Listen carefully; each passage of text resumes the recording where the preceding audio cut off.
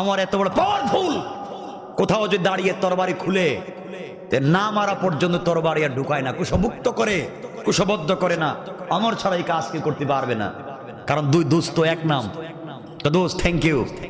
তুমি যাকে মারবার কথা বলছো ওটা তো 1-2 ব্যাপার। মোহাম্মদকে মারা কোন সাবজেক্ট হলো? কিন্তু মারবো পরে, আগে একটু ট্রাই করে দেখি ও কি বলে, শুনিও কি ওয়াজ করে, পাবলিককে কি বুঝায়, একটু দেখি না, এরপরে কেমনে সাইজ করা যায় দেখবো। আল্লাহ বলছেন, আবু জাহল তোমরা কৌশল করেছ, ওমরের মাধ্যমে আমার রাসূলকে আঘাত করে দ্বীনকে মুছে দিবে, আর আমি আল্লাহ তোদের সঙ্গে কৌশল করলাম, আমি এই ওমরের মাধ্যমে জমিনে দ্বীন জিন্দা করে দেব। আল্লাহর রাসূল সাল্লাল্লাহু আলাইহি ওয়াসাল্লাম কাবা চত্বরে একদিন সালাতে দাঁড়িয়ে গেলেন। অন্ধকারাচ্ছন্ন রাত্র, রাসূল সালাত পড়তেছেন, একা একা সালাত পড়তেছেন আর তেলাওয়াত করতেছেন একটু জোরে আওয়াজ করে। আমার পিছন দিকে এসেছে, আমার ভালো করেই জানে আমার রাসূল কোন স্কুলে পড়েন নাই, মাদ্রাসায় পড়েন নাই। আমার যখন এসেছে, আমার নবী জানলেন না কে এসেছে। তিনি সালাতের মধ্যে 29 নম্বর পারা, 69 নম্বর সূরা, সূরা আল হাক্কা নামাজের ভিতরে তেলাওয়াত করতেছিলেন। আল হাক্কা মাল হাক্কা ওয়া মা আদরাকা মাল হাক্কা, মিলানো মিলানো আয়াত আল্লাহর রাসূল যখন পড়তেছেন, আমার পিছন দিকে চিন্তা করে, হারে এই লোকটা তো কোনোদিন কোনো প্রতিষ্ঠানে যায় নাই, কিন্তু এত সুন্দর করে পড়ে কেমনে, এত সুন্দর তার কথাগুলা মিলানো মিলানো, বুঝলাম না এই লোকটা কোন স্কুলে গেল না, মাদ্রাসায় গেল না, এগুলো কোথায় পেল। নিশ্চিত সে বানিয়ে বানিয়ে বলতেছে, কারো কাছ থেকে শিখেছে, বানিয়ে বানিয়ে বলতেছে। এমন সময় আমার নবী পড়লেন, ইন্নাহু লাকাউলু রাসূলিন কারীম। আমার নবী নামাজের ভিতরে, সালাতের ভিতরে তেলাওয়াত করতে লাগলেন।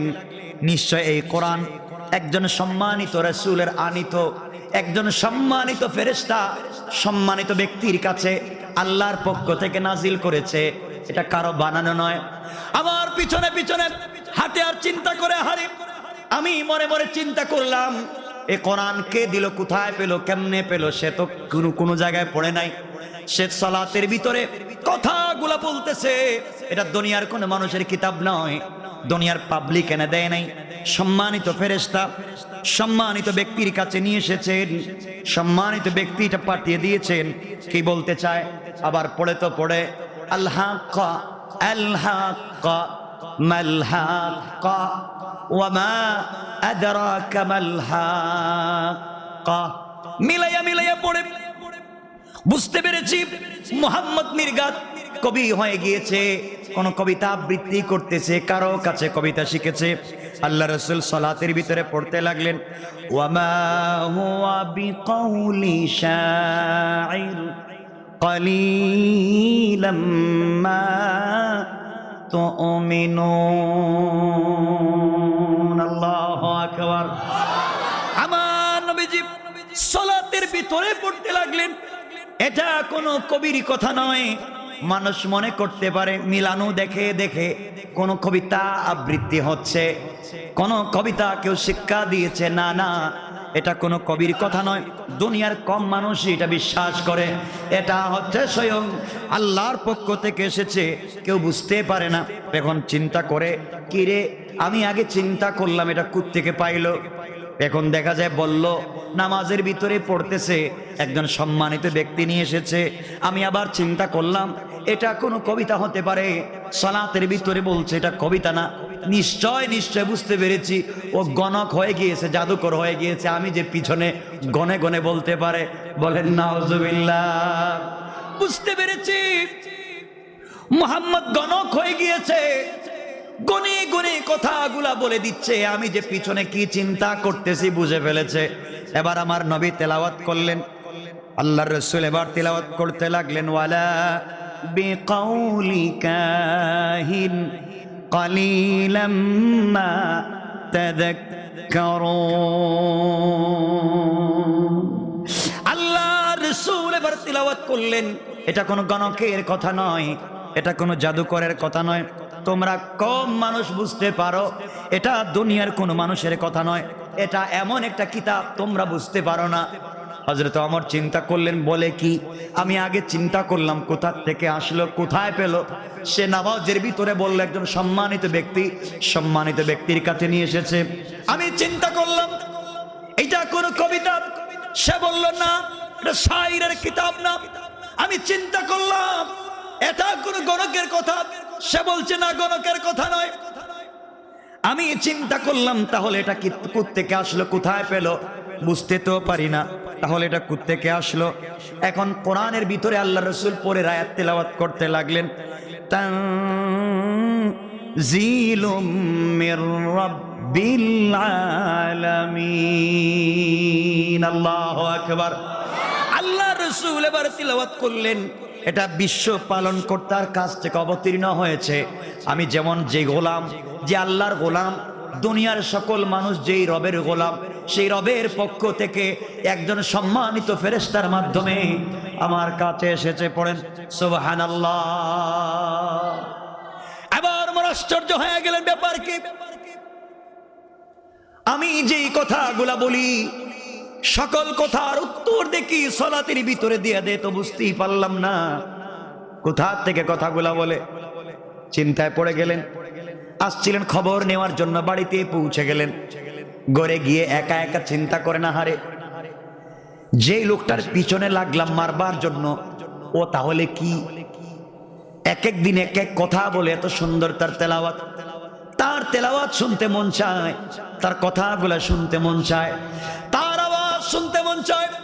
আমাদের ভিতরে যে শক্ত দিল ছিল আস্তে আস্তে নরম হতে লাগলো। আল্লাহু আকবার বলেন। এক সপ্তাহ হয়ে গিয়েছে, হযরত ওমর আর তাদের সম্মেলনে যায় না, তাদের প্রোগ্রামে যায় না। কারণ আল্লাহ বলছেন, লিতুখরিজান নাসা মিনাজ যুলুমাতি ইলান নূর। কোরআন এমন একটা কিতাব রয়েছে যে কিতাব মানুষকে অন্ধকার থেকে আলোর দিকে নিয়ে আসে।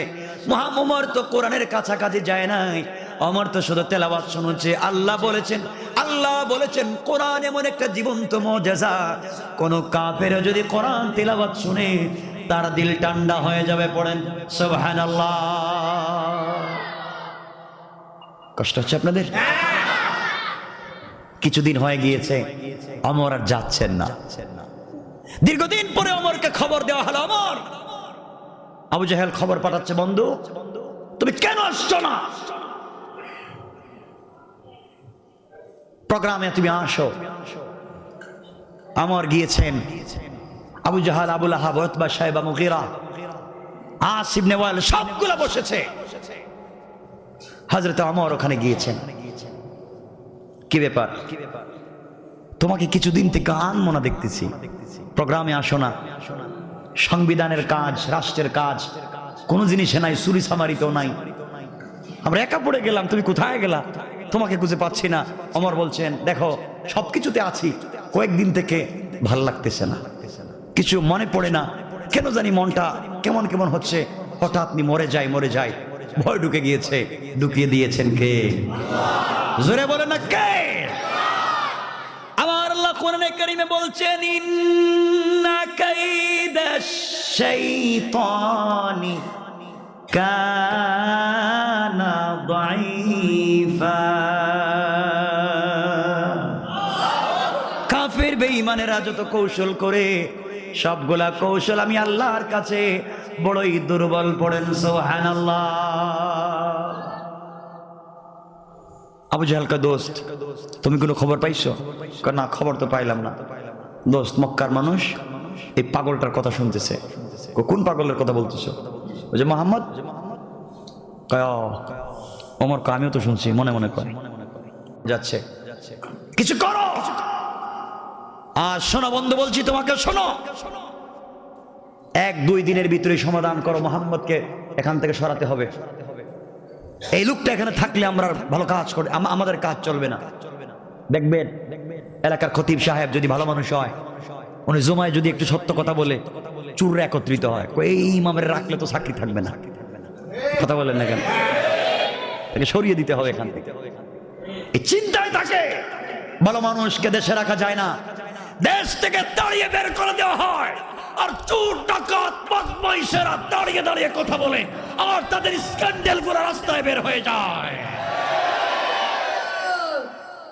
আমার বন্ধুগণ, এক পর্যায়ে আমার বললেন, কে বলা যায়, আমার খুব আবেগী ছিলেন, আবেগ ছিল, কিন্তু আমার বাস্তবতাকে বিশ্বাস করতেন। আমারের উদ্দেশ্য ছিল আমি সত্য যদি জানতে পারি মানব, যা সত্য হবে তাই আমি মানব। আর আবু জাহেলের চিন্তা হলো সত্য হোক আর মিথ্যা হোক, মুহাম্মদ যে সত্য নবী এটা আমি ভালো করেই জানি, কিন্তু মানতে পারবো না। মানলে আমার চাকরি থাকবে না, মানলে আমার ক্ষমতার নেতৃত্ব থাকবে না। এই নেতৃত্বের কারণে মুহাম্মদকে নবী মানতে চায় না। আজও কিছু লোকের নেতৃত্ব কর্তৃত্ব টিকিয়ে রাখার জন্য কোরআনের বিধান আর মুসলমান আলেম ওলামাদেরকে মানতে চায় না। ঠিক কিনা বলেন? আমার বন্ধুগণ, এক পর্যায়ে আবু জাহাল বলছে, দোস্ত 1-2 দিনের ভিতরে সমাধান করতে হবে, মুহাম্মদকে মেরে ফেলতে হবে। আমার মুসলমান বন্ধুগণ, গভীর মনোযোগ, এক পর্যায়ে সিদ্ধান্ত হলো যেই ব্যক্তি মুহাম্মদ ইবনে আব্দুল্লাহকে হত্যা করতে পারবে তাকে 100 উট পুরস্কার দেওয়া হবে। আবু জাহাল দাঁড়িয়ে গেল, আমরকে নিয়ে দাঁড়ালো আর বলছে, আমর, আমি জানি কাজ তোমাকে ছাড়া কেউ করতে পারবে না, তুমি চাইলে সমাধান করে দিতে পারো, 100 উটও পাইবা, সমস্যার সমাধান হয়ে যাবে, চিন্তা করে দেখো। মুগীরা দাঁড়িয়ে বলছে, আমার 100 উট তোমাকে দেওয়া হবে মুহাম্মদ ইবনে আব্দুল্লাহকে যদি হত্যা করতে পারো, পাশাপাশি মক্কার কর্তৃত্ব আর ক্ষমতার লিডার তোমাকে এককভাবে নির্বাচন করা হবে। সুতরাং ভালো করেই বুঝো কি করবা, কি করা যায়। কথাগুলো শুনে হযরত ওমর দাঁড়িয়ে গেলেন, দিন শিখেন নাই। আমারের উদ্দেশ্য ছিল সত্য পাইলে তিনি মেনে নিবেন। এই মুহূর্তে তিনি ভীষণ প্রবলেমে পড়ে গেলেন, কি করবেন। দাঁড়িয়ে বললেন, ঠিক আছে। মাথায় রক্ত উঠে গেল।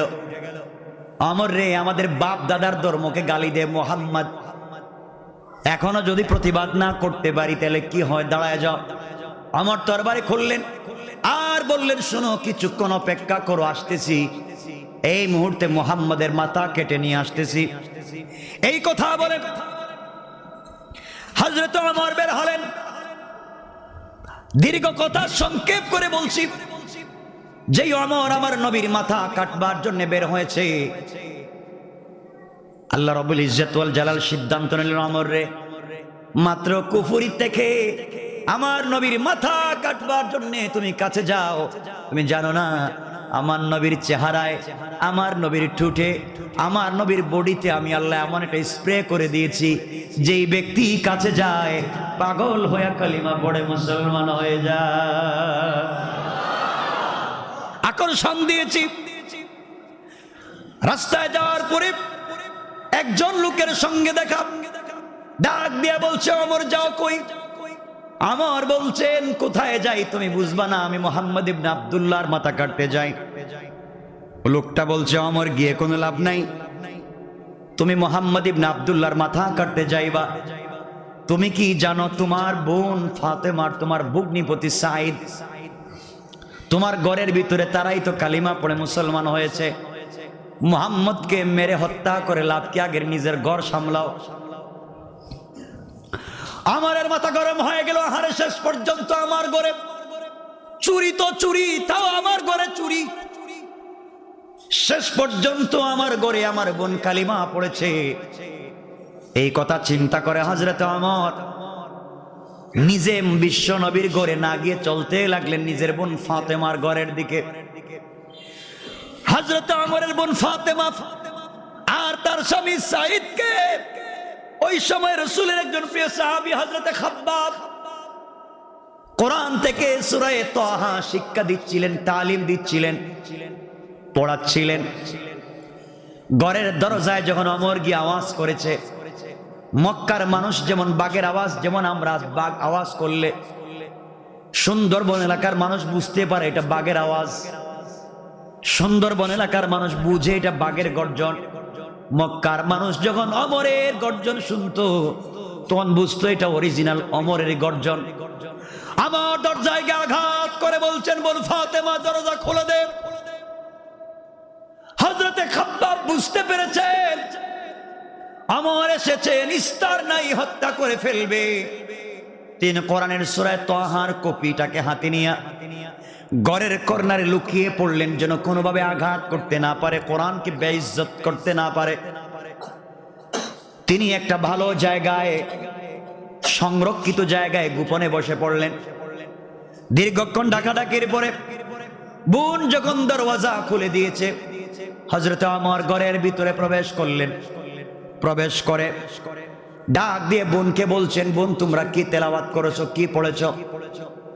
বোন প্রথমে বলছেন, ভাই ওমর তোমাকে বলছি আমরা কিছু এখানে করি নাই। ডাক দিয়া বলছেন, ওমর বলো, না হলে তোমাদেরকে পিঠাবো। এই কথা বলবার পরে ভগ্নিপতি হযরতে সাঈদ বলছেন, ভাই আমরা কালিমা পড়েছি, মুসলমান হয়েছে, কোরআন শিখছিলাম। এই কথা বলবার কারণে নিজের তরবারির উল্টা পিঠ দিয়ে ঘুরাইয়া আঘাত করতে লাগলেন বোন জামাইকে। রক্তাক্ত করে দিলেন, মাথা ফেটে ফিনকি দিয়ে রক্ত বের হয়েছে। হযরতে সাঈদ মাটির মধ্যে পড়ে গেলেন, জমিনের মধ্যে পড়ে গেলেন। বোন দৌড়ে আসছেন আর বলছেন, ভাই রে তুমি কেন আমার স্বামীকে আঘাত করেছো? কালিমা পড়বার অপরাধী তুমি যদি আমার স্বামীকে আঘাত করে রক্তাক্ত করে ফেলো, তোমার বডিতে যে খাত্তাবের রক্ত আছে, ব্লাড আছে, আমার বডিতে সেই খাত্তাবের ব্লাড আছে। তুমি যেমন খাত্তাবের ছেলে ওমর, আমি তেমন খাত্তাবের মেয়ে ফাতেমা। মনে রাখবা, তুমি যদি 10টা মারো আমি একটা মারতে পারবো। খবরদার, খবরদার বলে দিলাম, তুমি বড় ভাই, আমার স্বামীকে যদি আর আঘাত করো তোমাকে আঘাত করতে বাধ্য হব। কোন আল্লাহু আকবার। খবরদার, তুমি তোমার ধর্ম নিয়ে চলো, আমাদেরকে আঘাত করতে দিও না। হযরত ওমর আমার নবীর বিরুদ্ধে কুরুচিপূর্ণ একটা বাক্য উচ্চারণ করতে যাবেন। বোন সাবধান করে বলছে, ভাই শোনো, আমি মেয়ে হতে পারি, তুমি যদি আমার রাসূলকে আঘাত করো বোনের ঘর থেকে জিহ্বা নিয়ে বের হতে পারবে না। আল্লাহু আকবার। আমি বোন কথা দিলাম, বাবার ব্লাড থেকে তুমি যেমন তৈরি আমিও তৈরি, তোমাকে এভাবে ছেড়ে দিব না। ভাইরে তুমি আঘাত করতে পারো, মরে যেতে পারি, টুকরা টুকরা করে দিতে পারো, জীবন্ত পুড়িয়ে ফেলতে পারো, কিন্তু যেই কোরআন পড়েছি, যেই কোরআনের স্বাদ পেয়েছি, একটা মিনিটের জন্য সেই কোরআনকে ছেড়ে দিতে পারি না। আমার চিন্তায় পড়ে গেলেন, ব্যাপার কি? এত মায়ের দিচ্ছি, এত আঘাত করতেছি, বোন রক্তাক্ত হয়েছে, তার স্বামী অজ্ঞান হয়েছে, কোরআনকে ছাড়তে চায় না। কোরআন কি? কোরআন একটা ম্যাগনেট, কোরআন একটা লাইট, কোরআন একটা চুম্বক। লিতুখরিজান নাসা মিনাজ জুলুমাতি ইলান নূর, যার অন্ধকার থেকে আলোর পথ পেয়ে যায়, কোরআন নামক লাইট পেয়ে যায়, সেরা আর সেই পথ থেকে যেতে চায় না। হযরতে ওমর বলছেন, বোন প্লিজ, বুঝতে পেরেছি তোর গরম মাথা, আমারও গরম মাথা, একটু কাজ কর। ঠিক আছে, সবকিছু তোমরা যা মন চায় করো। আচ্ছা, কি তিলাওয়াত করেছো আমাকে একটু দেখাও। ফাতেমা বলছেন, ভাই না, তোকে দেওয়া যাবে না। ইন্নাকা রিজসুন ইন্নাকা নাজাসুন, তুমি নাপাক। আমাদের কোরআন পাক, কোন নাপাক মানুষের কাছে পাক পবিত্র কোরআন দেওয়া যায় না। হযরত ওমর বোনের আওয়াজ শুনলেন, আমি নাপাক আর তাদের কোরআন পাক। এই মুহাম্মদকে চিনে না, জানে না। অন্য গোত্রের একটা ছেলের জন্য আমার বোনকে মারলাম, বোনের স্বামীকে মারলাম, ওরা আমাকে মারতে চায়, ঘর থেকে বের হয়ে যেতে চায়, মরে যেতে চায়, মুহাম্মদকে ছাড়তে চায় না, কোরআনকে ছাড়তে চায় না। তাহলে কোরআনে কি আছে আমাকে দেখাই লাগবে। বোন কোরআনটা দে। না, দেওয়া যাবে না। দে কোরআন, দে, কোরআন দেখতে চাই। না ভাই, তোমাকে কোরআন দেওয়া যাবে না। আগে তুমি ওযু করো, গোসল করো, পবিত্র হয়ে আসো, তোমাকে কোরআন দিব। হযরত ওমর বসে পড়লেন।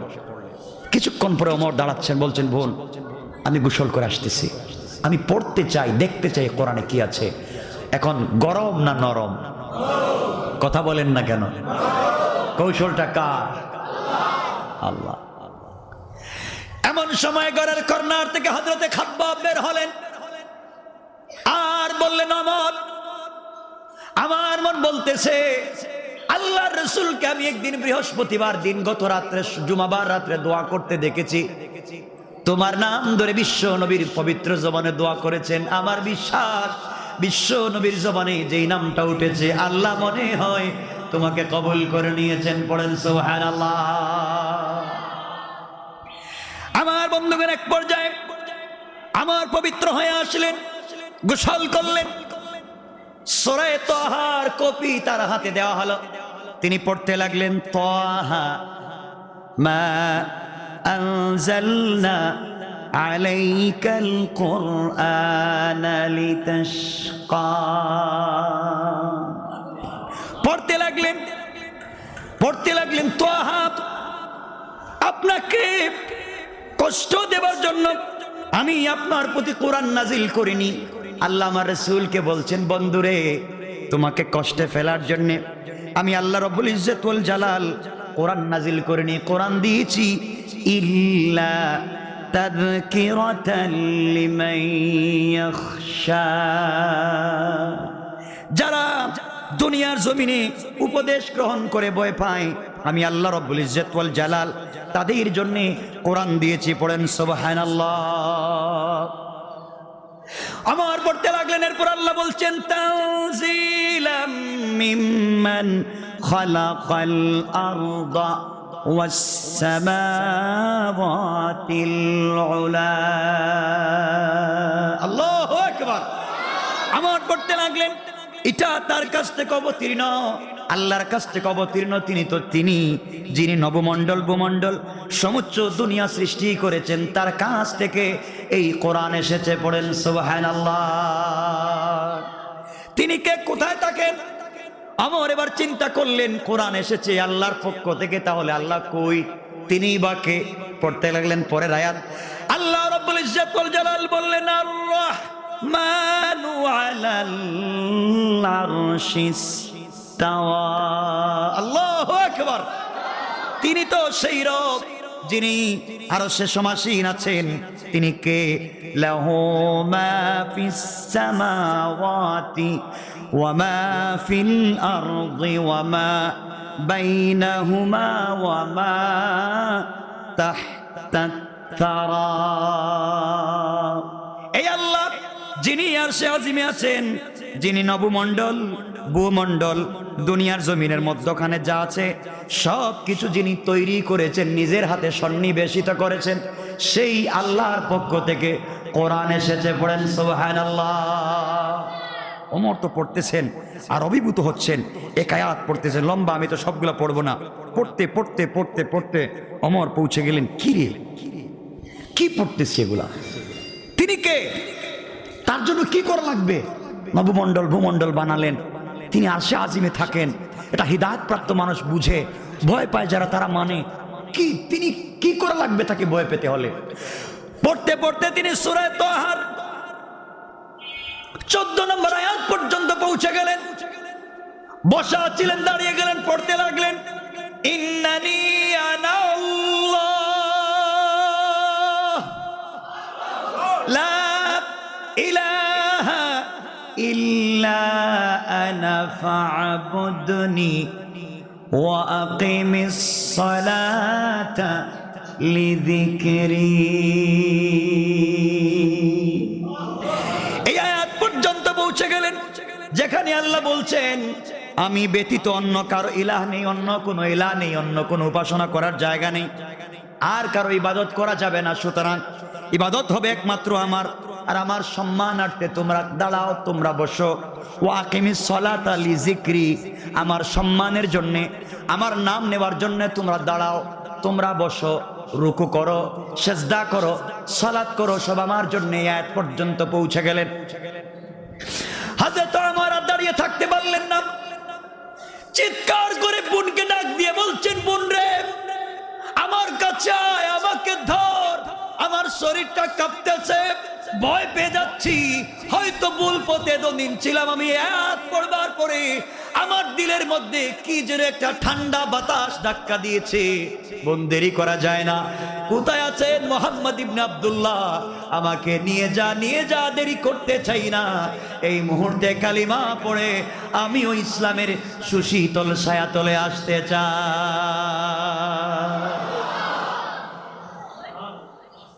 হযরত খাব্বাব বলছেন, আমার তোমার হাতের তরবারি এখনো খোলা, আর তোমরা কিন্তু বড় কৌশলী মানুষ, আমার ভয় হচ্ছে কালিমার নাম ধরে রসুলের কাছে গিয়ে রসুলকে কোনোভাবে হ্যারাসমেন্ট করতে চাও। হযরত ওমর বলছেন, খাব্বাব, তুমি আমাকে ভালো করে চিনো ভাই, আমার ভয় হচ্ছে, আমার শরীর কাঁপতেছে, আমি যা আজকে তেলাওয়াত করলাম, এই মুহূর্তে যদি আমি মরে যাই, আল্লাহ বলছেন ইন্নানি আনাল্লাহ, একমাত্র তিনি রব, আর তার জন্যই ইবাদত করতে হবে, তার পায়ে সিজদা দিতে হবে।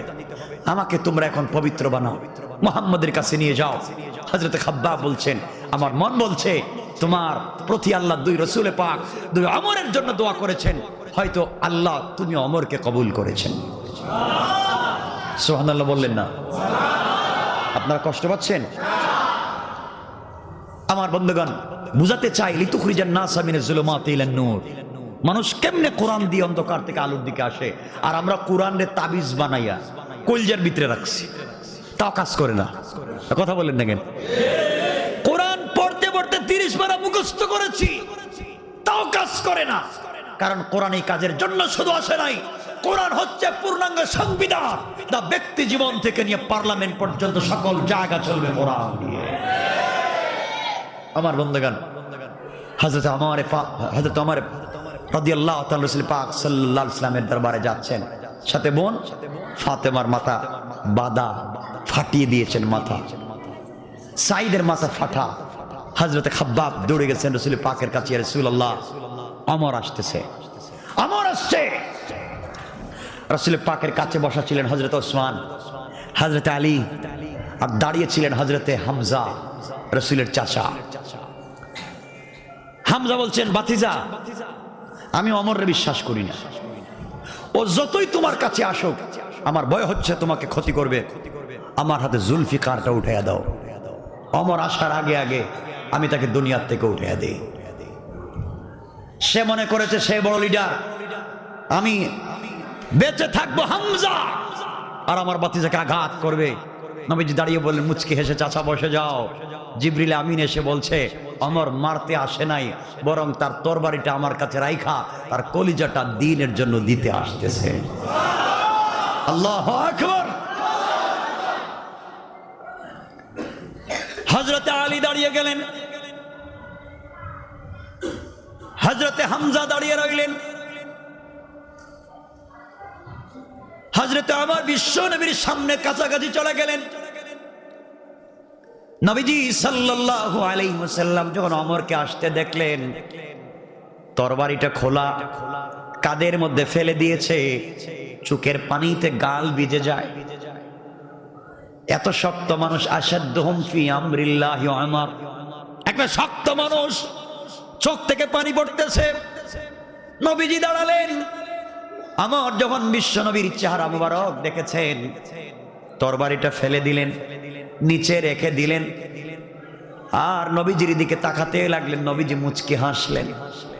আমার বন্ধুগণ, বিশ্ব নবী যখন মুচকি হাসতেন, তার পুরাটা চেহারা লালচে বর্ণে হয়ে যেত, লাবণ্যময় চেহারা লালচে বর্ণে হয়ে যেত, যেমন দুধে আলতা দিলে যেমন কালার হয়, আমার নবীর চেহারা মুচকি হাসলে তেমন হয়ে যায়। পড়েন সুবহানাল্লাহ। মুচকি হাসলেন, দাঁতের অগ্রভাগ বের হয়ে গেল। হযরত ওমর রাসূলের মুচকি হেসে দিয়ে হাসি দেখে পরে বলেন, আমি মনে করেছি আসমানের চন্দ্র সূর্য অন্ধকার হয়েছে, হঠাৎ করে একটা আলো দেখেছি। আল্লাহু আকবার। আমার নবীর সামনে দাঁড়িয়ে গেলেন আর বললেন, পয়গম্বরে আরবি, ভুল করেছি, অন্যায় করেছি, এই মুহূর্তে আপনি আমাকে কালিমা পড়াইয়া মুসলমান বানাইয়া দেন। আমার বন্ধুগণ, এমন সময় বিশ্বনবী দারুল আরকামে ছিলেন। আবুল আলকামের বাড়িতে আমার নবী অবস্থান করছিলেন। দারুল আরকামে বিশ্ব নবী বসা, আবুল আরকামের বাড়িতে আমার নবী অবস্থান করতেছেন। হযরতে হামজা দাঁড়িয়ে রয়েছেন, আলী উসমান দাঁড়িয়ে রয়েছেন। হযরতে ওমর ঢুকলেন, তরবারি ফেলে দিলেন আর ডেকে বললেন, পয়গম্বরে আরবি আমাকে কালিমা পড়াইয়া দেন। নবীজি কালিমা পড়াবার আগে হযরতে ওমরকে জড়াইয়া ধরলেন, জড়াইয়া ধরে কপালে চুম্বন করে বুকের সঙ্গে জড়াইয়া ধরলেন। আইলেম সিনা দর সিনা। যখন ওমরকে জড়াইয়া ধরেছেন, শক্ত ওমর চোখের পানি ছাড়তে ছাড়তে কাঁদতে কাঁদতে অজ্ঞানের মতো হয়েছে। দীর্ঘ 10 মিনিটের মতো রাসূল জড়িয়ে ধরেছেন। ওমর ডাক দিয়ে বলতেছেন, পয়গম্বরে আরবি আপনি আমাকে ছেড়ে দেন, আপনার বুকের একটা ধাক্কায় আমার দিল একবার শীতল হয়ে গিয়েছে। আল্লাহু আকবার।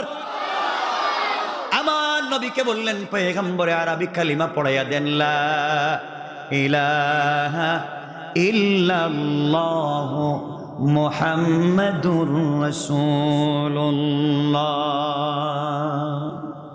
আমার কালিমা পড়ে নিলেন, মুসলমান হয়ে গেলেন। নবীজি সাল্লাল্লাহু আলাইহি ওয়াসাল্লাম নিজের হাতে একটা খুরমা দিলেন, ওমর খাও। যে ওমর মানুষের কাছে দম্ভ ভরে বসে থাকে, রাসূলের সামনে জুড়ো হাত করে করজোড়ে বসে আছে। এবার কালিমা শেষ হয়ে গেল, ওমর দাঁড়ালেন আগের বাসায়। আগে যেমন ওমর ছিল রুড়ো, এমন ভাবে দাঁড়িয়ে তরবারিটা খুলেছে। সাহাবায়ে কেরাম চিন্তা করেন আবার কোনো পলিটিক্স কিনা। দাঁড়িয়ে গিয়েছে ওমর, তরবারি খুলে বলছেন, ইয়া রাসূলুল্লাহ আপনার কাছে জানতে চাই, আপনি আমাকে যেই কালিমা পড়িয়েছেন বলেন কালিমা সত্য না মিথ্যা? আল্লাহ রাসূল বলেন, অবশ্যই সত্য। ইয়া রাসূলুল্লাহ জানতে চাই আল্লাহ সত্য না মিথ্যা? অবশ্যই সত্য। আপনার রাসূল সত্য না মিথ্যা? অবশ্যই সত্য। পয়গম্বরে আরবি জানতে চাই, সব যদি সত্য হয় তাহলে আপনি দ্বীনের দাওয়াত গোপনে গোপনে কেন দিতে যাবেন? আজকে থেকে মক্কায় ইসলামের দাওয়াত গোপনে হবে না। এই মুহূর্তে আমার নেতৃত্বে মক্কায় একটা তাওহীদের মিছিল করতে চাই। আল্লাহু আকবার। দীর্ঘদিন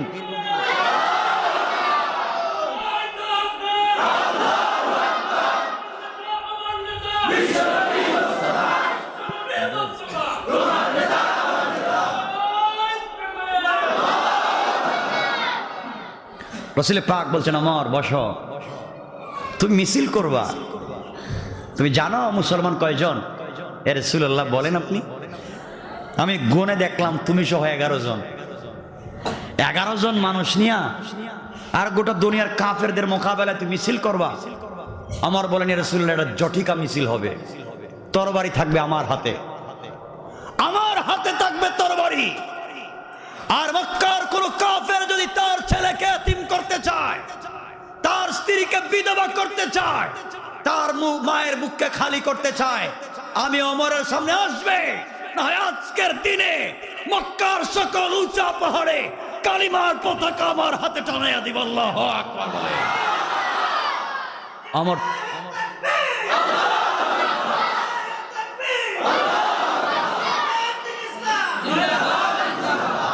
আমার বন্ধুগণ, এক পর্যায়ে হযরতে ওমর রাসূল পাক কি বলতেছেন, নবীজি সাল্লাল্লাহু আলাইহি ওয়াসাল্লাম ওমরের কথাকে মানতে চাচ্ছেন না। ওমর করজোড়ে বলছেন, ইয়া রাসূলুল্লাহ আপনি না বলেছেন, আপনি বলেছেন কাফেরদের কৌশল ব্যর্থ, আমাদের অভিভাবক আল্লাহ, আল্লাহই যদি অভিভাবক হয়ে থাকেন আজকে দেখব আল্লাহ অভিভাবকত্ব কেমন আদায় করেন। আজকে থেকে আমি আমাদের একটা মাত্র ধর্ম, আমাদের ধর্মের নাম ইসলাম, আর এই ইসলামের নেতৃত্ব এবং নেতা হলেন আপনি। আর আমি ওমর আজকে থেকে আপনার নেতৃত্বে কর্মী হিসেবে ঘোষণা দিয়ে দিলাম। আমি ওমর হব কর্মী আর আপনি হবেন নেতা। সংবিধান হবে আল কোরআন। এখন ঠেকায় কে? আল্লাহু আকবার বললেন না? ওমর তো এই জিনিস ছিলেন না, আসছিলেন রাসূলের মাথা কাটতে, এখন জীবনটাও দিয়ে দিতে চায়। শেষ পর্যন্ত রাসূল বলেন, ওমর আমি কিছু বুঝতেছি না। জিবরিল আমিন কানে কানে বলছেন, ইয়া রাসূলুল্লাহ আর বৈশা লাভ নাই, বহুত হইছে, ওমরের একটু সুযোগ দেন না। যেই বেঈমানেরা আপনার মাথা কাটবার জন্য পাঠাইছিল এরা এখনো মিটিংয়ে আছে। ওমর এখানে যায় না একটু তরবারিটা নিয়ে, দেখেন না এদের কি অসুস্থতা শুরু হয়। আল্লাহু আকবার বললেন না? চিন্তা করেন। রাসূল পাক বলেন, ওমর তাহলে কি করবেন? ইয়া রাসূলুল্লাহ, হামজা কোথায়? এই যে হামজা। হামজা শোনো, তুমি রাসূলের চাচা, তুমি আমির হামজা, তোমার যুদ্ধ বিগ্রহের অনেক শক্তি সামর্থ্য আমরা দেখেছি মক্কায়। জুলফিকার তোমার হাতে নাও, তুমি সামনে দাঁড়াতে হবে না। এই 11 জনকে 2 লাইন ধরাও, লম্বা করে 2 লাইন ধরাও। 6 জনের পিছনে থাকবে তুমি, আর 5 জনের সামনে থাকবো আমি। রাসূলে পাককে দিব মধ্যখানে, আমি সামনে বলবো লিল্লাহে তাকবীর, নারে তাকবীর। আজকে পৃথিবীর জমিনে আল্লাহর তাওহীদের মিছিল হবে, আল্লাহ নিজে নেতৃত্ব দিবেন। আমরা কর্মীর শপথ নিয়েছি, ঠকাতে কেউ পারবে না, পারবে না, পারবে না ইনশাআল্লাহ। আমার বন্ধুগণ, আমরাও পারি। কথা বলেন না কেন? পারি না মনে হয়? তা আমরা তো সেই ঈমান নাই। আমাদের ঈমান হইছে আমরা সব চাই, কিন্তু জিহাদ আরম্ভ হইলে বাড়িতে টেলিফোন বন্ধ করে ঘুমাই। হযরত ওমর 2 লাইন ধরালেন, সামনে তরবারি, আগের তরবারি খুলছে, কইলা হাতে নিস। 2 লাইন ধরছেন রাসূল পাক মধ্যখানে, হযরতে হামজা পিছনে, লম্বা লাইন। আবু জাহেলরা দেখতেছে, মনে করতেছে আরে মনে হয় যারা মুসলমান হয়েছে সবগুলারে মনে হয় বাইন দিয়ে ওমর নিয়ে আইতেছে। শেষ পর্যন্ত ওমরের টার্গেট ঠিক, শুধু মারে নাই, সবগুলোর বাইন দিয়ে আনতেছে। আল্লাহ বলতেছে দিতেছি, বাইন দিয়ে যাও সামনে, বুঝতে পারবা কি দিচ্ছি। আমার বন্ধুগণ, এক পর্যায়ে হযরত ওমর কাবা চত্বরে গিয়ে দেখলেন আবু জাহাল, আবু লাহাব, উতবা, শায়বা বসা। স্বভাব সুলভ ভঙ্গিতে 11 জনকে দাঁড় করালেন, দাঁড়াও, 10 জন দাঁড়াও। হযরত ওমর আগে যেই জায়গায় বসতেন, আবু জাহাল, আবু লাহাব, উতবা, শায়বার সেই জায়গায় গেলেন, আগের জায়গায় দাঁড়ালেন। কাফেররা সব দিকে বসা। ওমর বললেন, শোনো, আমি ওমর ইবনুল খাত্তাব ঘোষণা দিচ্ছি তোমাদের সামনে, আশহাদু আন্নাকা মুহাম্মাদুর রাসূলুল্লাহ, মুহাম্মদ আল্লাহর রাসূল। আমাকে তোমরা দিয়েছিলে হত্যা করবার জন্য, কৌশল করেছিলে, আর আমার আল্লাহ আমার জাদু করে তোমাদের সামনে পাঠিয়ে বলছেন, আবু জাহাল কালিমা পড়ো, আর যদি মায়ের বুককে খালি করতে চাও আমার সামনে দাঁড়াও। আবু জাহেল বলতেছে, দোস্ত তোর কি মাথা খারাপ হয়েছে নাকি? হঠাৎ করে গরম হয়েছিস কেন? হযরত ওমর তরবারিটা হাতে নিয়ে ঘুরাইতেছে, আবু জাহেলের দিলে কাঁপতেছে, আবার নি মায়ের শুরু করে নাকি আমরা। আবু জাহেল বলতেছে, দোস্ত কি হয়েছে? আমি মুসলিম, কথা বলে দিলাম আজকের থেকে এখানে নামাজ হবে, ডিস্টার্ব করতে পারবা না। দ্বীনের দাওয়াত, কালিমার দাওয়াত হবে, আমার নেতৃত্বে দাওয়াত হবে। তোমাদের সাহস থাকলে আটকাইও, আসো, এখন খেলা হবে। কি হবে? খেলা হবে। ওমরের সাথে আর খেলে কে? আবু জাহেল দাঁড়ায় বলছে, ভাই আজকের প্রোগ্রাম মুলতবি ঘোষণা করল, আমার কাজ আছে, আমি বাসায় গেলাম। আবু জাহেল বলতেছে, আমারও কাজ আছে। উতবা, শায়বা বলতেছে, এই প্রোগ্রামেরই দরকার নাই, কিছুদিনের জন্য আমরা অফ থাকি। ওমর বলতেছে, অফ থাকার দরকার নাই, যা করেছো বহুত হয়েছে। মুহাম্মদের উপরে যদি আর কোনো আঘাত হয় মক্কায়, মনে রাখবা তোমরা একটাও আর থাকতে পারবে না। এবং তোমরা কি ভালো থাকতে চাও? যদি ভালো থাকতে চাও, মুহাম্মদকে ভালো রাখতে হবে।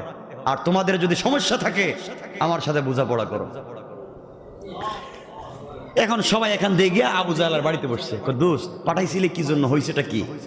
এখন তো আমাদের এটাই নেতাই নাই, আমাদের যুদ্ধের আসল হাতিয়ারই নাই, এখন কেমনে কি করা যায়? আমার বন্ধুগণ, আল্লাহ রাব্বুল ইজ্জত ওয়াল জালাল বুঝাতে চান, তোমরা যেই জিনিস দিয়ে কৌশল করে দিন মুছে দিতে চাইছিলে, আমি আল্লাহ যে সেই জিনিস দিয়েই দিন জিন্দা করতে চাই। পারেন না আল্লাহ? কথা বলেন না কেন? আমার হচ্ছেন তার জ্বলন্ত প্রমাণ। ওমরে ফারুক রাদিয়াল্লাহু, আমার সময় 15, হ্যাঁ কমে যাচ্ছে। কষ্ট হচ্ছে আপনাদের? আওয়াজ মনে হয় না কষ্ট গেল মনে হয়। আমার বন্ধুগণ, হযরত ওমর দিন জিন্দা হলো। সংক্ষেপ করে যে কথা বুঝাতে চাই, আমি ওমরের কথাই বলবো আজকে। এই ওমর ছিলেন উটের রাখাল।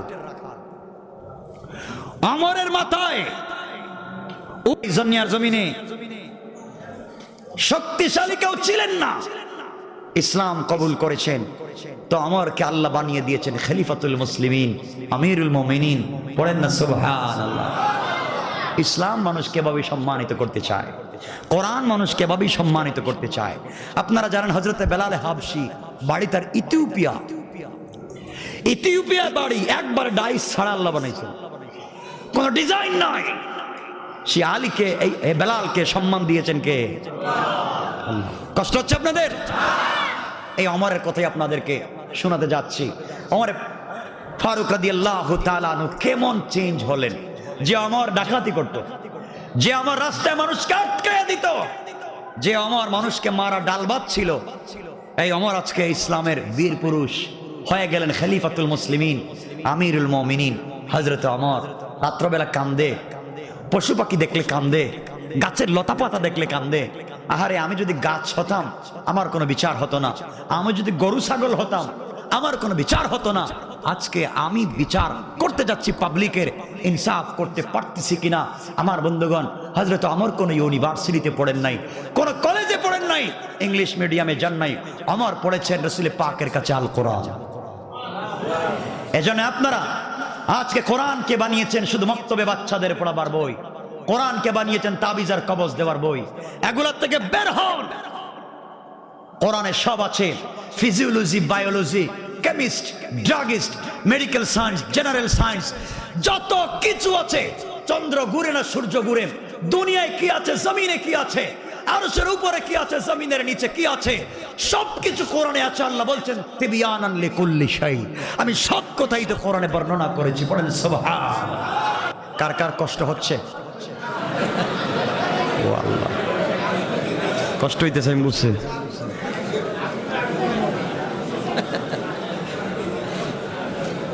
আমি আপনাদেরকে সেদিকে নিয়ে গিয়ে আলোচনা শেষ করব। আমার বন্ধুগণ, আসেন আমরা সামনের দিকে যাই। খুব সংক্ষেপ করে কথাগুলা বলে আমরা শেষ করতে চাইব ইনশাআল্লাহ। আমার বন্ধুগণ, খলিফাতুল মুসলিমিন আমিরুল মুমিনিনের কথা বলতেছিলাম। এই ওমর কেমনে চেঞ্জ হলেন সে কথা আপনাদেরকে বলিয়ে, ওমরের মাধ্যমে সমাজ কি হয়েছে সে কথা আপনাদেরকে বলতে চাই। আমার মুসলমান বন্ধুগণ, গভীর মনোযোগ, কিতাবের নাম মনে রাখবেন। আল্লামা জারুল্লাহ জামাখশরী তাফসীরে কাশাফে লিখেন। আমার বন্ধুগণ, তারিখে ইবনে জারির তাবারিতে লিখে, খলিফাতুল মুসলিমিন আমিরুল মুমিনিন এই দুনিয়ার জমিনে যখন ইসলামের দ্বিতীয় খলিফা হয়ে গেলেন, ইসলামের দ্বিতীয় খলিফা হযরত ওমর। আপনাদেরকে চমৎকার একটা ঘটনার দিকে নিয়ে যাচ্ছি। কেমনে দিন শিখবেন, কেমনে দিন বুঝবেন, সামাজিকভাবে কেমনে কোরআনকে ফলো করবেন, আপনারা চিন্তা করেন। এক পর্যায়ে হযরত ওমরের কাজ হলো, ওমর যখন খলিফা, রাত্রবেলা তিনি ঘোরাঘুরি করতেন, মানুষের খবর নিতেন। এগুলা কমন বিষয়, আপনারা জানেন। হযরত ওমর গভীর রাত্রে ঘোরাঘুরি করতেন। একদিন গভীর রজনীতে হযরত ওমর ঘর থেকে বের হলেন। দীর্ঘ পথ চলবার পরে গ্রাম ছেড়ে একটা মরুভূমির কাছাকাছি পৌঁছে গেলেন। ওখানে যাওয়ার পরে সুন্দর একটা তাঁবু দেখতে পেলেন। কথাগুলো মনোযোগ দিয়ে শোনেন। হযরত ওমর একটা তাঁবু দেখতে পেলেন। তাঁবুর কাছাকাছি পৌঁছে গেলেন।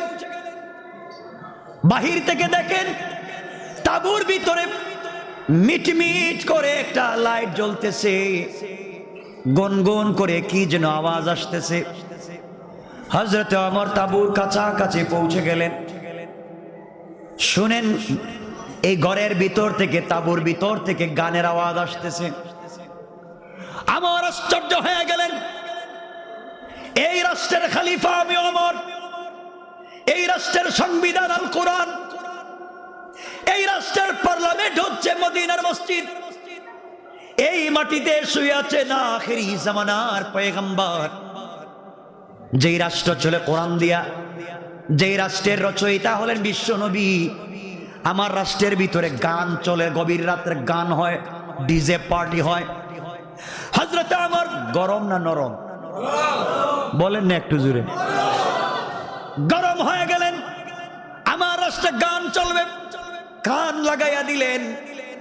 গান শুনতে লাগলেন, যার বাংলা আপনাদেরকে বলছি সংক্ষেপ করে বোঝাবার জন্য। গানের বাংলা হচ্ছে, ও আমার প্রাণের বদুয়া, আমার যৌবন টলমল করে তুমি এসে দেখে গেলা না, কতদিন হয়ে গেল তোমাকে আমি দেখি নাই।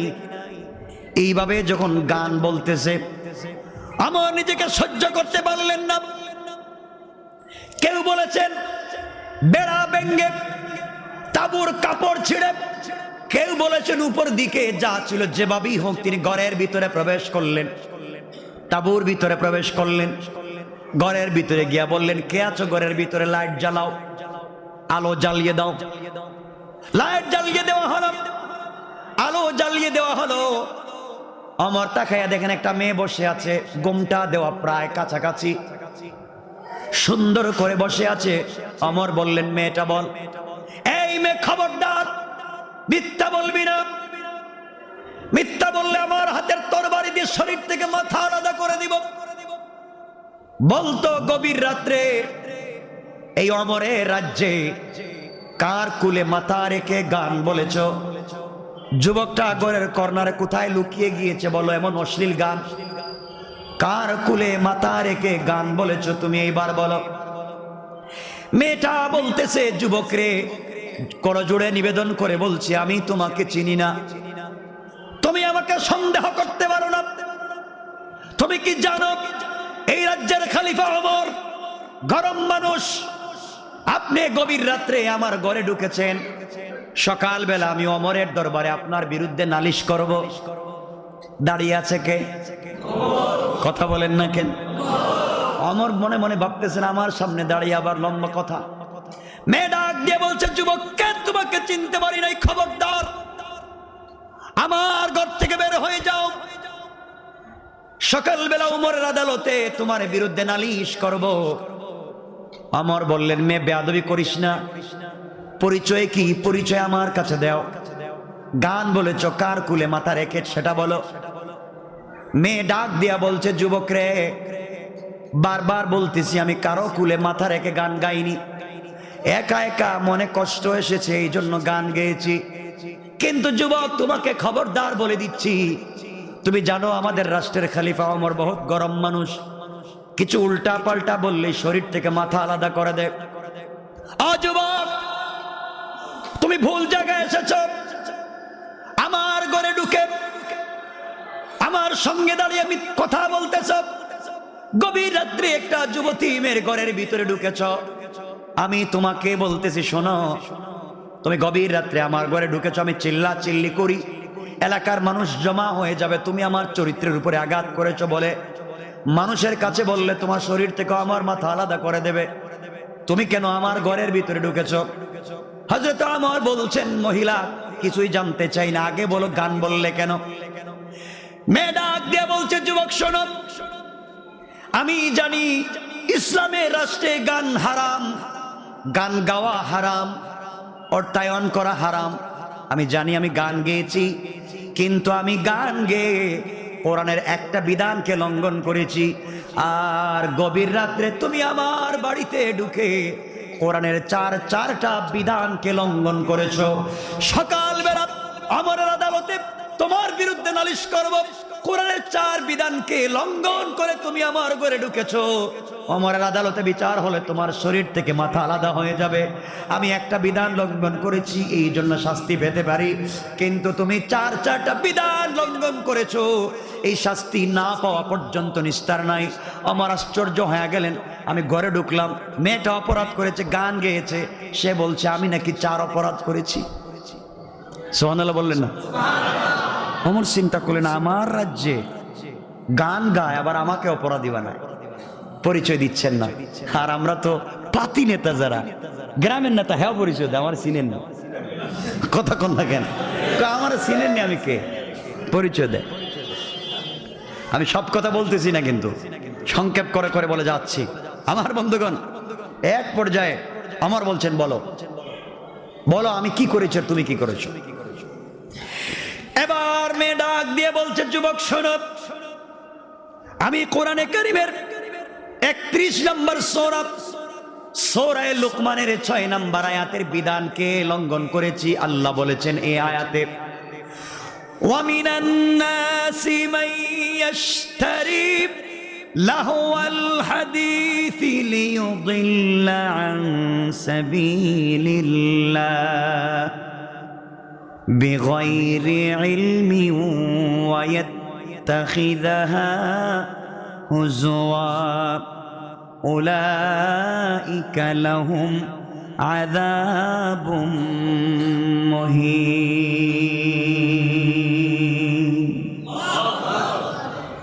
আজবাব আল্লাহ বলেছেন কোরআনে কারীমের 31 নম্বর সূরা লুকমানের 6 নম্বর আয়াতে আল্লাহ বলছেন, এক শ্রেণীর লোক আছে যারা মানুষকে আল্লাহর পথ থেকে গুমরাহ করার উদ্দেশ্যে অনর্থক কথাবার্তা বলে, অনর্থক অন্ধভাবে মানুষকে ঠাট্টা বিদ্রুপের মাধ্যমে ভুল পথে নিয়ে যায়, গান বাজনা ও অশ্লীল বাদ্যযন্ত্রের মাধ্যমে ভুল পথে নিয়ে যায়।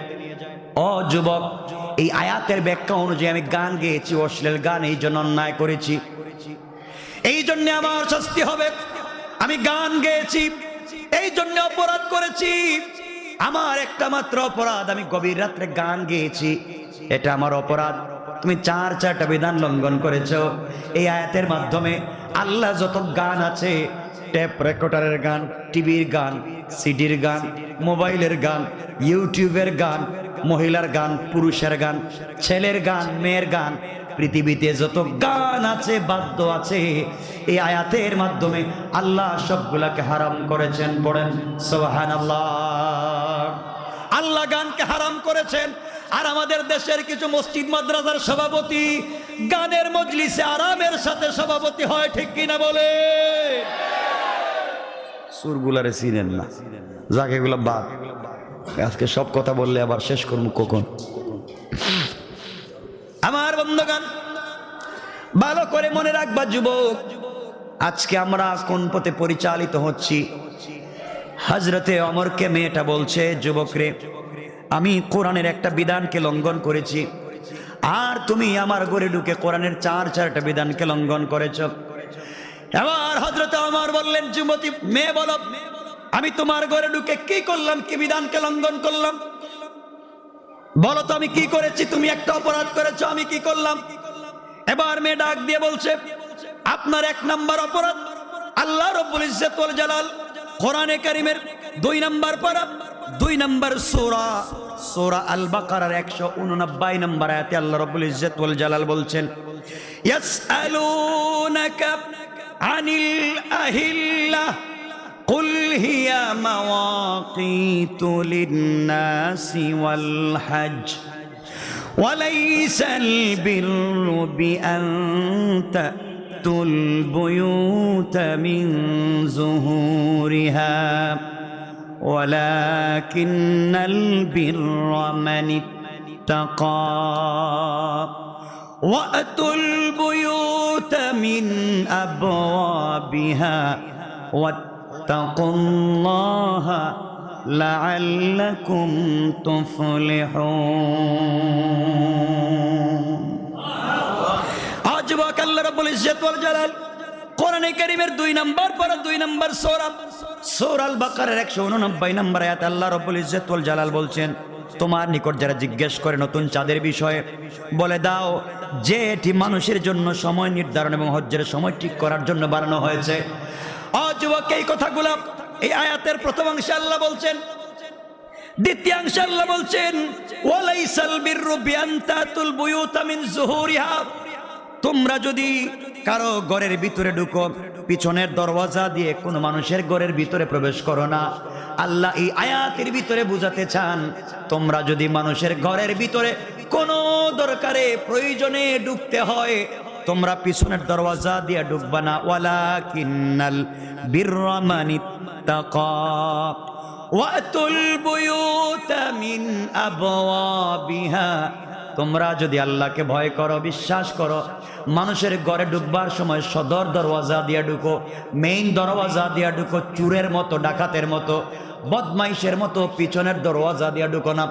যুবক, তুমি আমার ঘরে দরওয়াজা দিয়ে ঢুকো নাই, আমার বেড়া ভেঙ্গে তাবুর কাপড় ছিঁড়ে উপর দিয়া চুরের মতো ডাকাতের মতো ঢুকেছ।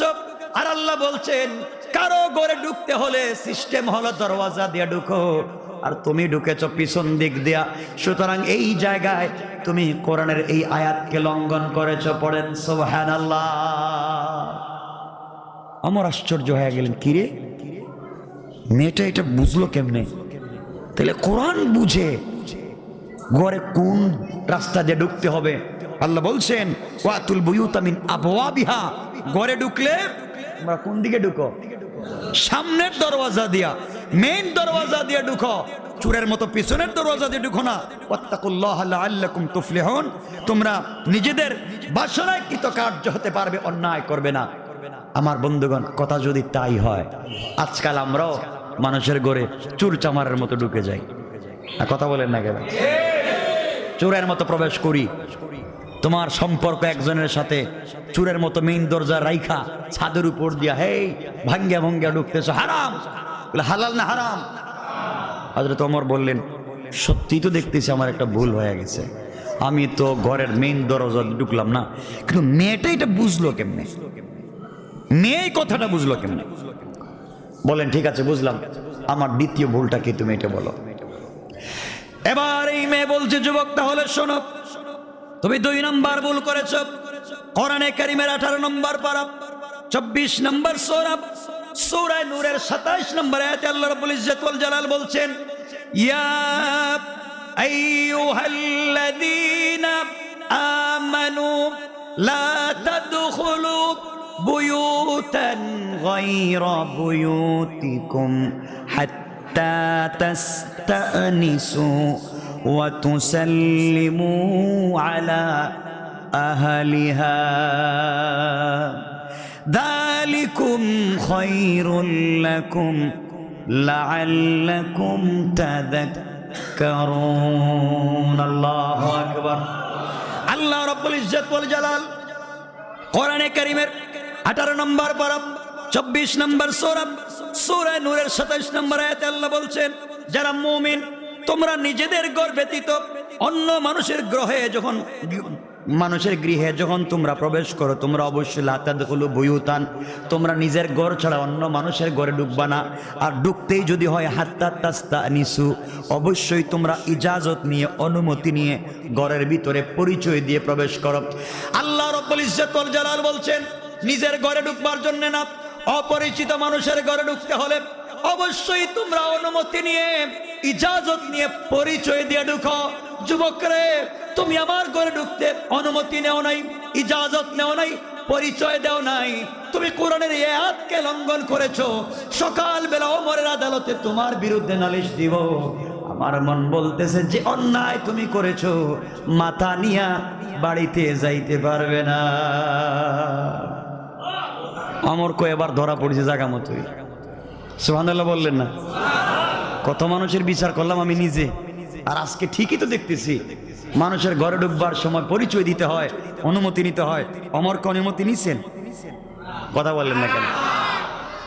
মেয়েটা চিন্তা করে দুটা বলছে। অমর এখন নরম হয়ে গেছেন, আগে ছিলেন দাঁড়ানো, তরবারে ছিলেন খোলা, তরবারে কুশবদ্ধ করে বগল তলায় নিয়ে মাটিতে বসে গেছে। বোন, এখন ভুল কইতেছে, আর কি কি ভুল করছি আমি?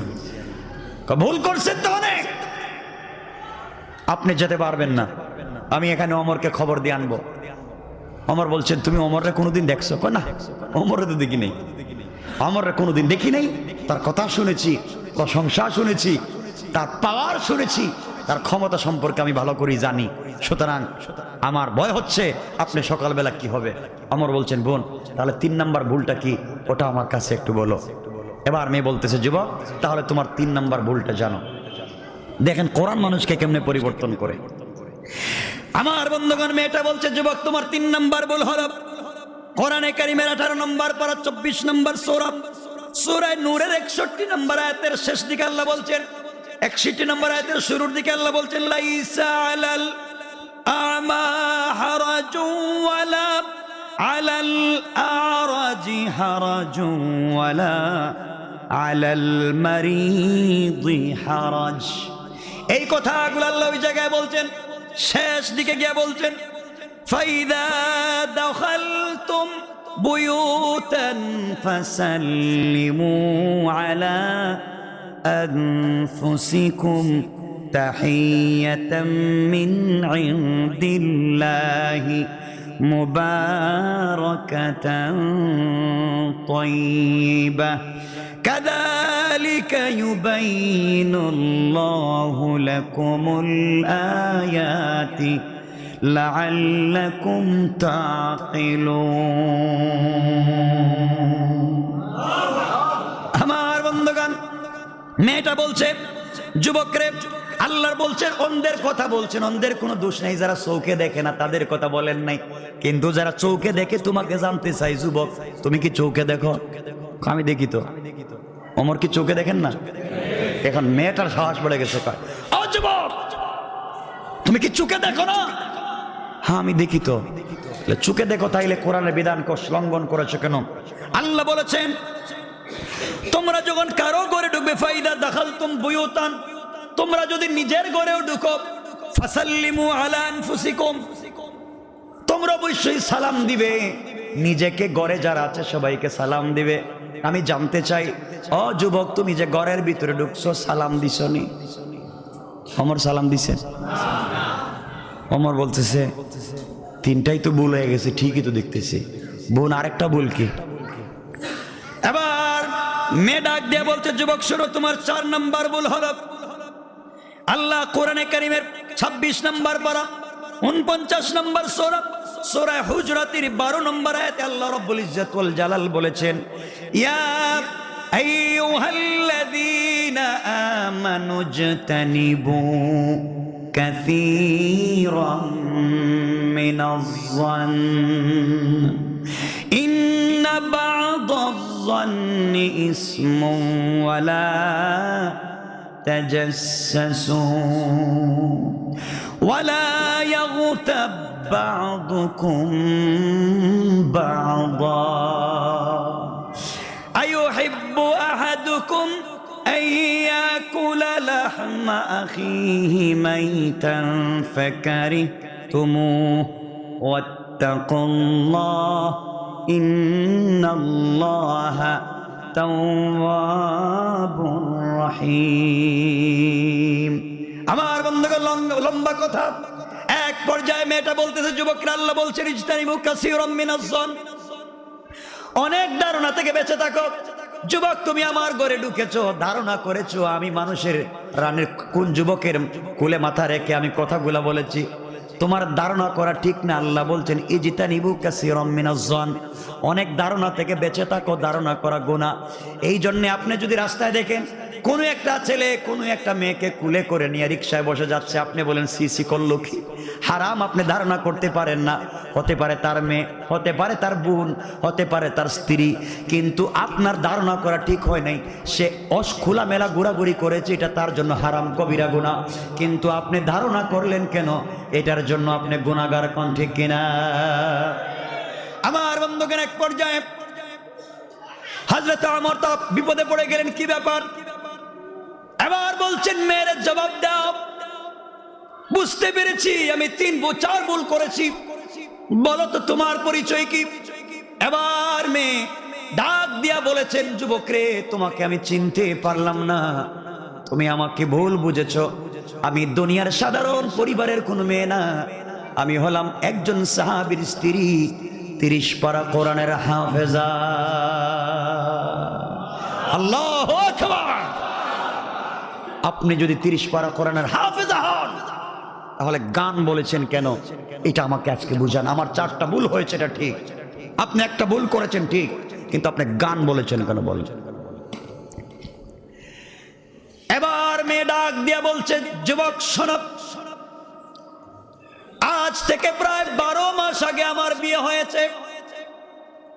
আমার যার সঙ্গে বিয়ে হয়েছে 2 রিওয়ায়াত, আল্লামা উবাইদুল্লাহ সিন্দি ইনকিলাবী তাফসীরে 2টা নাম বলেছেন।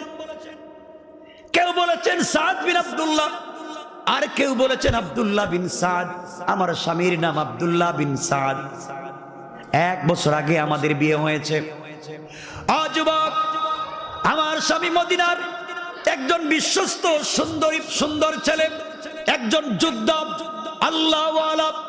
আমার স্বামীর সঙ্গে 1 বছর আগে যখন আমার বিয়ে হয়, বিয়ের দিনে আত্মীয় স্বজন সকলেই বসা, সকলেই যখন হাজির, আমিও কোনোদিন আমার স্বামীকে দেখি নাই। আমিও মদিনার একজন সুন্দরী মেয়ে, সম্ভ্রান্ত পরিবারের মেয়ে, কোরআনের হাফেজা। আমি আমার স্বামীকে জিন্দেগিতে দেখি নাই, স্বামী আমাকে দেখেন নাই।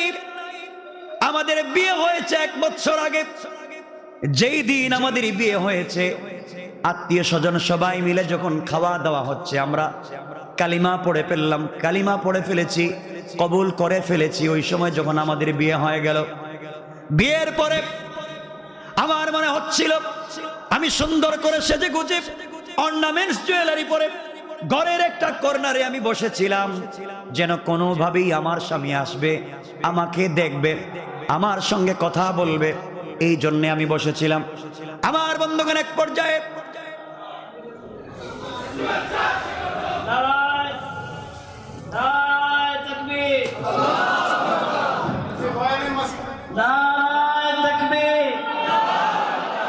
প্রধান অতিথির আগমন, শুভেচ্ছা স্বাগতম, নারায়ে তাকবীর। আলহামদুলিল্লাহ, আমরা বসে যাই ভাই, কষ্ট হবে, আমরা বসে যাই। ভাই আসছেন, অবশ্যই লম্বা কথা বলবেন, পরিচয় দিচ্ছে, শোনেন। আমার বন্ধুগণ, এক পর্যায়ে মেয়ে বলছে, যুবকরে, আমার স্বামী যখন মেহমান খাওয়া দাওয়া শেষ হয়ে গেল, আমি ঘরের একটা কর্নারে বসে আছি, কয়েকটা মেয়ে আমাকে জড়ো করে বসিয়ে রেখেছে। আজ আমার স্বামীর সঙ্গে আমার দেখা হবে। ফুল সজ্জার রাত্র, কত কথা জমিয়ে রেখেছি, স্বামীর সঙ্গে কথা বলবো। হঠাৎ করে আমার স্বামী হাত ধুয়েছেন, খাবার খাবেন। স্বামী প্লেটে খাবার নিয়েছে, এমন সময় একজন দূত, একজন কাসিদ আমার স্বামীর সামনে এসে সালাম দিয়ে বলছেন, এই প্রোগ্রামের ভিতরে আব্দুল্লাহ বিন সাদ নামে কেউ কি আছে? স্বামী দাঁড়িয়ে বলছেন, আমার নাম আব্দুল্লাহ বিন সাদ। কাসিদ দূত ডাক দিয়ে বলছেন, নেন, খলিফাতুল মুসলিমিন, আমিরুল মুমিনিন আপনার কাছে একটা চিঠি পাঠিয়ে দিয়েছেন, চিঠিটা দেখেন। আমার স্বামী চিঠি খুললেন, চিঠি পড়লেন, চিঠিটা লাগায়া দিলেন। চিঠি লাগিয়ে দেওয়ার পরে আমার স্বামী জনতাকে উদ্দেশ্য করে বললেন, শোনো, এই মুহূর্তে খলিফাতুল মুসলিমিন আমিরুল মুমিনিনের কাছ থেকে চিঠি এসেছে, আমাকে পারস্য অথবা রোম কোনো একটা যুদ্ধে সেনাপতি বানিয়েছেন, আমাকে চলে যেতে হবে। আমি চললাম। বেয়াদবি মাফ করবেন, কারোর সঙ্গে কথা বলতে পারলাম না, দেখা হলো না। বেঁচে থাকলে আবার দেখা হবে, প্রোগ্রাম এখানেই রেখে আমি চলে গেলাম। এই কথা বলে আমার স্বামী উঠে যাচ্ছেন। আত্মীয় স্বজন সকলে ডাক দিয়ে বলছেন, যুবক, ওমর তো আর আল্লাহর, ওমরের কথা, ওমরের চিঠি তো আল্লাহর বাণী না, এটা তো কোরআনের কথা না যে চেঞ্জ করা যাবে না। আজকে রাত্রে কমপক্ষে স্ত্রীর সাথে কাটিয়ে যাও, আগামী কালকে তুমি চলে যেও, এটাই থাকো, ওমরের কথা মানা তো ফরজ না। যুবক, এমন সময় আমার স্বামী কোরআনে কারীমের সূরা নিসার 59 নম্বর আয়াত তিলাওয়াত করে বললেন, ইয়া আইয়ুহাল্লাযীনা আমানু আতিউল্লাহ ওয়া আতিউর রাসূল ওয়া উলিল আমরি মিনকুম। আমার স্বামী তেলাওয়াত করে বললেন, শোনো মুসলমানেরা, আল্লাহ বলেছেন শর্ত ছাড়া আল্লাহকে মানতে হবে, শর্ত ছাড়া বিশ্ব নবীকে মানতে হবে। এরপরে বলছেন ওয়া উলিল আমরি মিনকুম, আর যেই নেতা শর্তযুক্ত ভাবে আল্লাহ এবং রাসূলকে মানে, এমন নেতার অনুসরণ করতে হবে। যেই নেতা আল্লাহ এবং তার রাসূলকে মানে না, এমন নেতার অনুসরণ করা যাবে না। আল্লাহ বলেছেন কোরআনের আয়াতে, তোমরা এমন নেতার কর্মী হও যেই নেতা আল্লাহকে মানে, যেই নেতা আল্লাহর রাসূলকে মানে, ওই নেতার কর্মী হও। ওই নেতার তোমরা অনুসরণ করো। সুতরাং বাংলাদেশে যেই নেতা আল্লাহকে মানে না, আল্লাহ রসুলকে মানে না, এমন নেতার যাই হোক তার কর্মী হওয়া যায় না, এমন দলকে সাপোর্ট করা যায় না যেই দলের ভেতর আল্লাহ এবং তার রাসূলের আনুগত্য এবং দাসত্ব নয়। ঠিক কিনা বলেন? আরে আমার বন্ধুগণ, মেয়ে ডাক দিয়ে বলছে, যুবকরে, আমার স্বামী কোরআনের আয়াত পড়ে জানিয়ে দিয়েছেন আমার তো আল্লাহ এবং তার রাসূলকে মানে, সুতরাং অমরকে মানে অবশ্যই ফরজ কর্তব্য, তার বিধানকে মানতে হবে।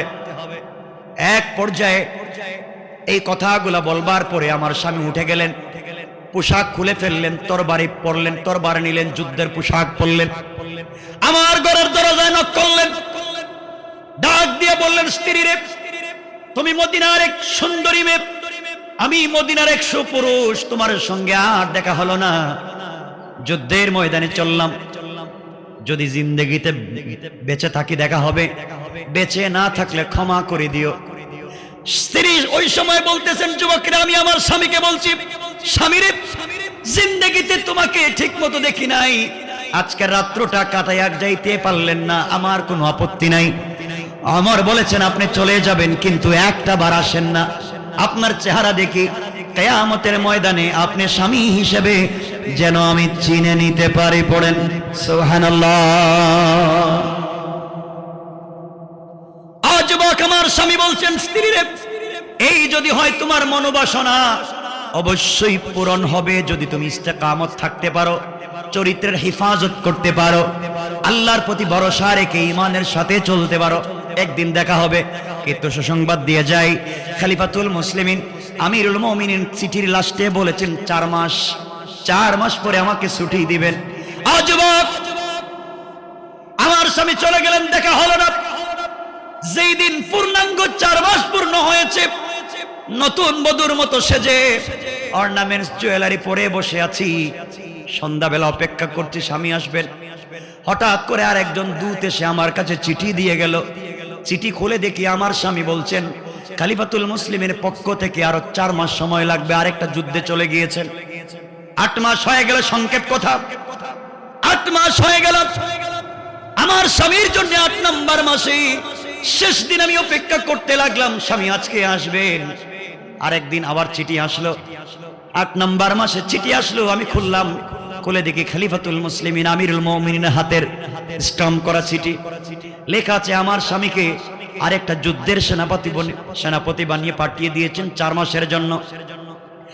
আজ 4 মাস করে আজকে 12 নম্বর মাস পূর্ণ হয়ে গিয়েছে, আজও আমার স্বামী আসলেন না। এই জন্য গভীর রাত্রে মনের ব্যথা নিয়ে, দুঃখ নিয়ে, কষ্ট নিয়ে স্বামীর বিরহ হয়ে গান বলেছি, কোনো অপরাধ করিনি। 12টা মাস হয়ে গিয়েছে স্বামীকে দেখি নাই, এই জন্য আজকে কষ্ট পেয়ে কথাগুলা বলছি, অপরাধ করি নাই। যুবক, তুমি বলো তো কেন 4 বিধান লঙ্ঘন করেছো? আমি 1 বিধান লঙ্ঘন করেছি। খলিফাতুল মুসলিমিন আমার বললেন, বোন, আল্লাহর ওয়াস্তে তুমি আমাকে ক্ষমা করে দিও, তোমাকে কষ্ট দিয়েছি। অবশ্যই তুমি যদি আগামী কালকে খলিফাতুল মুসলিমিনের দরবারে যাও আমার বিরুদ্ধে নালিশ করবার জন্য, আশা করি তুমি ওখানে আমাকে পেয়ে যাবে। আল্লাহু আকবার। যিনি এতক্ষণ কথা বলছেন তিনি কে? তিনি তো খলিফাতুল মুসলিমিন। আমার বন্ধুগণ, কেউ কথা বলবেন না, চালানে কথা বলবেন, এটা কেমন কথা? আমি রেখে দিব, আপনারা একটা কথা বলবেন, শুধু বসেন। এক পর্যায়ে হযরত ওমর চলে গেলেন, সুজা চলে গেলেন সেনা ছাউনিতে গিয়ে বলছেন, এই সেনা ছাউনিতে আব্দুল্লাহ বিন সাদ বা সাদ বিন আব্দুল্লাহ নামে কেউ আছো? কোথায় আছো? দাঁড়াও, ছুটিতে যাওয়ার আমার চিঠি নিয়ে যাও, এই চিঠি নিয়ে যাও বাসায়, তোমার স্ত্রীকে আমার পক্ষ থেকে গিফট। আমিরুল মুমিনিন, আপনি জানেন আমি বিয়ে করেছি, আমার স্ত্রী আছে, যাও তুমি আমার পক্ষ থেকে তোমার স্ত্রীর জন্য হাদিয়া চিঠি দিও, আর যতদিন পর্যন্ত স্ত্রী তোমাকে আসতে না দে ততদিন পর্যন্ত তোমার ছুটি। এই কথা বলে হযরত ওমর 2 রাকাত সালাত পড়লেন, আল্লাহর কাছে কাঁদলেন, আল্লাহ কিয়ামতের দিন আমারে বাঁচাইও, আমাকে আল্লাহ তোমার কাঠগড়ায় আসামি বানাইও না যে ভুলটা করছি। আমার বন্ধুগণ বলে চলে গেছেন নিজের মেয়ে আমাদের মা হযরত হাফসার কাছে গিয়ে বলছেন, মা বল, একজন স্ত্রী তার স্বামীকে ছাড়া নির্বেজাল স্বচ্ছভাবে কতদিন থাকতে পারে? হাফসা বলছেন, বাবা আমাকে তো কোনোদিন এমন প্রশ্ন করেন নাই, হঠাৎ আজকে বলে জবাব দাও। হযরত হাফসা বলছেন, বাবা একটা স্ত্রী তার স্বামী ছাড়া মোটামুটি 4 মাস থাকতে পারবে, এরপরে থাকতে গেলে তার কষ্ট হবে, এরপরে সে অন্যায় জড়িত হয়ে যেতে পারে, এরপরে লাইফে কোনো অ্যাক্সিডেন্ট হতে পারে। এখন আপনারা আপনাদের ছেলেদেরকে প্রবাসে পাঠাচ্ছেন, কত বছর যে রাখছেন একমাত্র আল্লাহ জানেন আর আপনারাই জানেন। এদিকে যাচ্ছি না, যে কথা বলতে চাই, এরপরের দিন থেকে হযরত ওমর ইসলামী রাষ্ট্রে আইন করে দিলেন, আমার রাষ্ট্রে সেনাবাহিনীতে, আমার রাষ্ট্রে প্রশাসনে যারা চাকরি করবে তারা প্রত্যেক মাসে 3 দিন করে ছুটি পাবে। এই কথা বলে ছুটি কার্যকর করে দিলেন।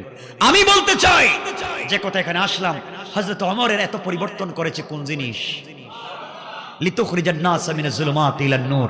এই কোরআন আমাদের দরকার আছে না নাই? এজন্য মনে রাখবেন, সকল কাজে, সকল কর্মে, সকল সেক্টরে আমাদের কাজ হবে আল্লাহর আনুগত্য করা, রাসূলের পথে, কোরআনের মতে। ঠিক আছে তো ইনশাআল্লাহ? ওই জায়গায় কোনো বাধা যেন আমাদের সামনে না দাঁড়ায়। দুনিয়ায় যত বাধা আসবে, যত সমস্যা আসবে, সকল জায়গায় সীসা ডালা প্রাচীরের মতো দাঁড়িয়ে প্রতিবাদ করতে পারবো তো ইনশাআল্লাহ? আল্লাহ আমাদের কবুল করুন। সবাই পড়েন আমিন। আমার জন্য দোয়া চাই, আপনাদের জন্য দিল থেকে দোয়া থাকলো।